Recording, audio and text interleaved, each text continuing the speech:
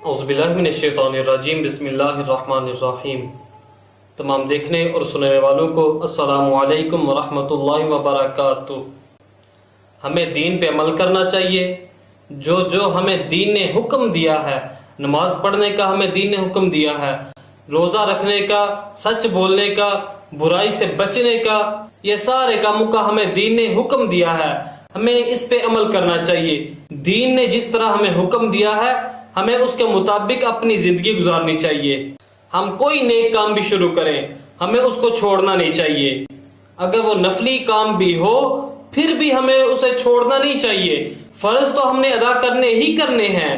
हमें नफली इबादत जो हम शुरू कर लें, जो हम पढ़नी शुरू कर लें, हमें वो छोड़नी नहीं चाहिए।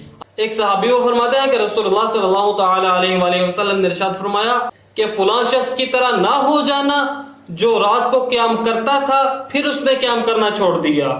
हम कोई भी इबादत करनी शुरू करें, हमें उसके ऊपर कायम रहना चाहिए।